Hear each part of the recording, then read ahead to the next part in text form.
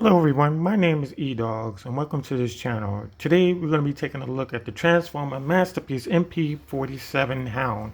As you can see on the right, he's in his robot mode, and on the left he's in his vehicle mode.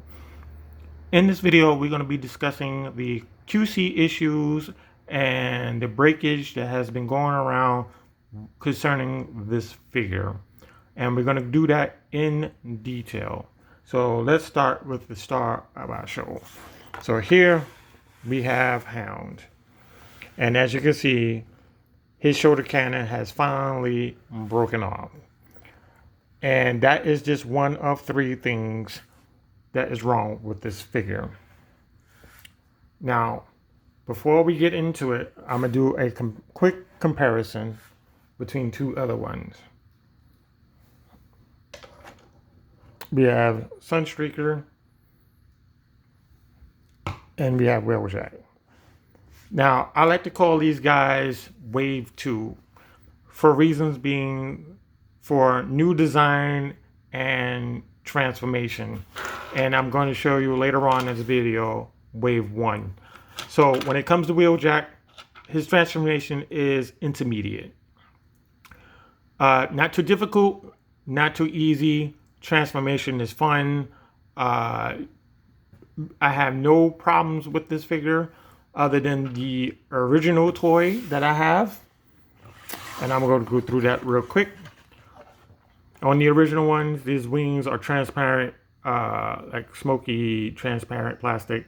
And I managed to break these hinges on both sides. So please be careful of that if you still have it. This lightly moved them around. These are a little looser than their originals. I think the other ones they're a little tighter. But anyway, look out for that. This piece right here, the gun, I dropped it on the floor and it split into two pieces. I got some super glue and I glued these little nodes. There's a node in the pistol portion. There's a node in the butt portion, and then there's a long rectangular piece that's in the handle, and I put super glue in there and I mashed it together, held it together for like 30 seconds, and that fixed the problem. Sunstreaker, I have no problems with it. There's no damage. I haven't heard anybody saying that it broke or anything like that, so I'm happy with him. And then we have Hound. Now, these are the animated version of the characters. And the difference between these two and Hound is they have way more die cast built into them versus Hound. Hound has is completely plastic except for 3 screws and pins which hold the whole entire figure together. So we're going to get into that.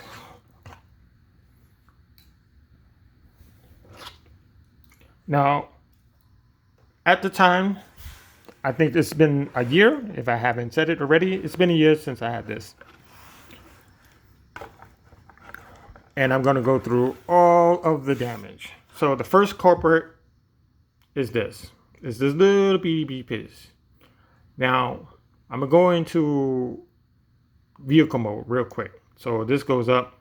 Just bring this down. This goes up. Bring this down this way, you bring this up, and this will form the gearbox.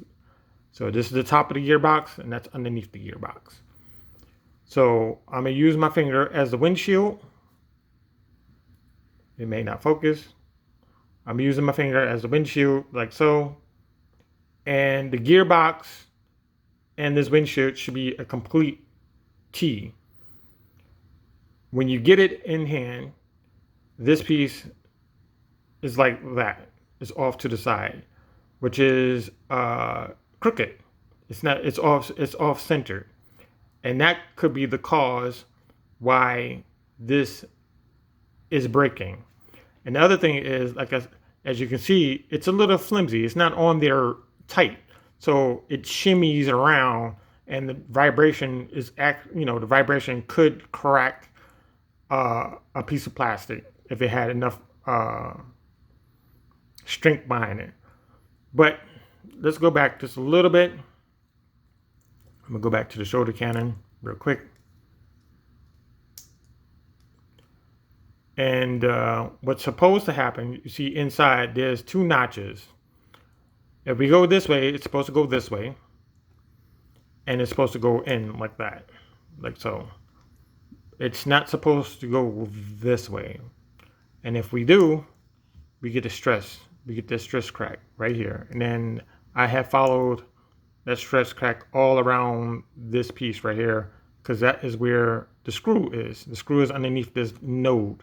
And I'm not sure if this is plastic or if it's a piece of metal. So they probably just took a whole piece of plastic and then put a screw in there, and it's causing, I don't know, they put this pin in there and that's causing distress in this plastic.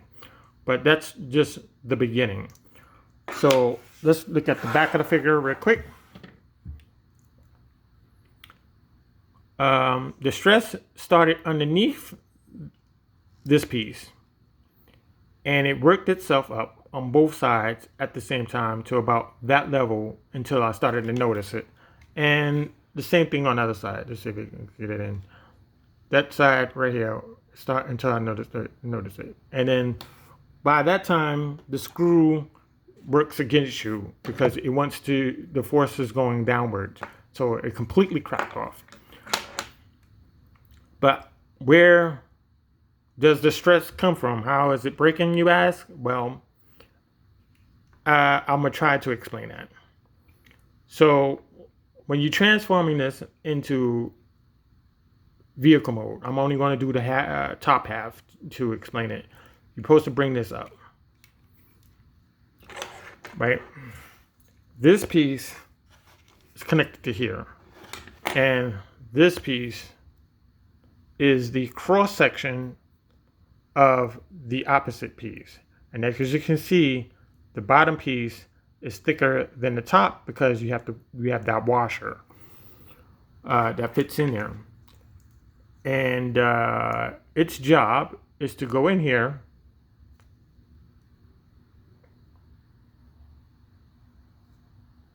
like so.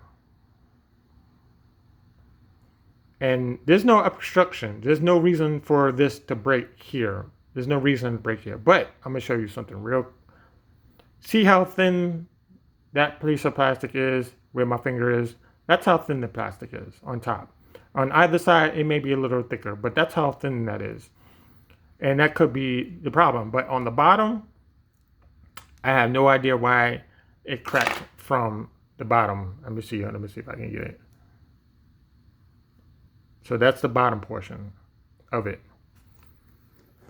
So back to the transformation. So what you want to do is this, see, this will be like this, like so. And you need to get this out of the way to transform it. So you don't want to mess with this, the armature. You don't want to mess with the armature at all. What you want to do is you want to operate the windshield, because that's what it's connected to. And let's see, do you have enough room for this? Yeah, you do have enough room. So you probably bring this up like so, and you want to do a spin. You need to do a 160 spin. And you want to move the head out of the way so you can spin it all the way around. Take the windshield, bring it down, and the head is on this piece right here. So there's two pieces. So this is connected to the dashboard here. And we're going to move this up because we need clearance. So you go in here, we're going to bring the door. We're going to get to that in a second. And we're going to bring this out. Now, let's sidetrack just for 1 second. Let's talk about the door. Now, I'm going to be honest with you. I've broken that door by mistake, mishandling. The door was in between 2 fingers, and normally when plastic snaps, you would hear a snap. It wasn't even a snap. It was nothing. I didn't even hear it break. I looked at it and I was like, oh, okay. That's good stuff. Now, the pin is still on here. And there is enough material here to put this back on. And it is possible to save this, but the transformation will put so much torque into this that the glue, no matter which glue you put, it's going to eventually rub off. It's just going to break right back off. So this piece, it's not gonna work if you glued it back together. Now the last piece is on his foot. You undo this piece, and this is the other culprit. Now this could be due to operator error, if you will, but some people have said that this piece had sheared off while transforming it. Now, granted, the instructions are not that clear. In fact, they do give you an addendum to properly focus on certain areas that you need to move in a certain way. Now, this piece does not go no further than that, and I'm not going to put any more pressure on it. It doesn't go no further than that because you have this design that stops it. So it only moves inwards. So that could be a problem with the operator. I'm not saying anything other than that. Or I'm not trying to imply anything. And that is that. We're going to transform it back to where it was. And like I said before, this figure is mostly plastic. It's all plastic. Maybe, I can't even say maybe the midsection is die cast. I can't even say that. Let's bring this down. Bring this up. Turn this around.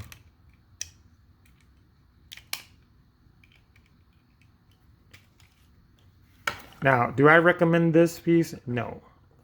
At the time I bought it, it was $97. Regular price now, I think it's like $140. If you have an e-hobby store, they probably charge you $200 for this piece alone. If you want to keep it in vehicle mode, that's your choice. If you want to try to transform it yourself, please take your time. Be mindful of all of the damage I have shown in this video. But I don't recommend it. I think you should wait until the price goes way down. And at this point, the prices are going down that I've seen so far. So let me bring in wave one to show you the difference. Right. So wave one, which I like to call it, is between 2003 and maybe 2010, let's say, give or take. I bought Sideswipe in 2009 at the New York Comic Con. And I think I paid like $110 for this piece. The main complaint was the driver's side or passenger side problem, depending on where you live. They had this gap. To fix the gap, you can use a hair dryer. You heat up the plastic and you kind of like, mend it into place so it would fit closer to the lower portion of the door. The other fix, I've seen people use glue or a piece of cardboard that they stuck in there to lower the plastic so it would mash down closer together, like so. But I have no problem with this figure. It's a very simple transformation. Die cast in the front, back. Of course, these are plastic. I can't say anything else besides that. So you have Sideswipe. We have 18B plus. 18 plus. This is the animated version of Sun Blue Streaker. And again, this is a part of Wave 1 because it still uses Wave 1 design of the figure. My only problem was the transformation. And that was the transformation of the feet. I couldn't figure out the feet for a good minute. And what you had to do is you had to unlock these things to actually put the knees inside. which was the trick. Now, this does have a gap in the hood, between the hood and the windshield. I don't mind that gap. I just kind of think of it as a place where the heat would escape from, because you still have these vents and stuff like that. So I don't have any problems with this. In fact, I don't think I even heard a problem about this. It was very tough getting this into the hood, because when you go into robot mode, it forms like an L shape. And this is very tough to get in there. But other than that, no problem with this figure. I would suggest that figure all day. Matter of fact, I would suggest those two figures all day. Now, we have Tracks. Now, he's in the middle. He's somewhere with Wheeljack. He's intermediate. Transformation, it's okay. Design of the figure itself needs an improvement. In fact, I think they should do a 2.0 version of the Tracks. So this way they can try to find a way of losing the backpack, because it's way too far away from his back, because it leaves a gaping hole in his mix section. Two, because the hood does not open this way. The hood of a Corvette opens that way, away from the windshield. So that's a thing. Overall, again, don't have a problem with this figure. Some people don't like the leg transformation, but like I said, they could do a 2.0 version down the line. Who knows? So you have those three. So last but not least, I remember my first breakage. It was between two figures. It was the Target exclusive Starscream, where they went with the clip system to hold the wings into place, and if the clips got broken, your wings will fall off. And luckily, Hasbro stepped in with Toys R Us to make a better version of it, and they gave us a better design, so that will never happen again. And I still have that figure. I still have the Transformer Starscream figure from Toys R Us, and that has been around since, I want to say, a long time, to give you a comparison. And the other figure was the Masterpiece Megatron, the very first version, and that piece had a lot of problems, and I kind of bailed out on that figure as quickly as I heard the news drop. So if this video was helpful, please give me a like, leave comments, ask questions. I'm here. I have no problem responding. So I'm going to see you in the next video, and thank you for watching.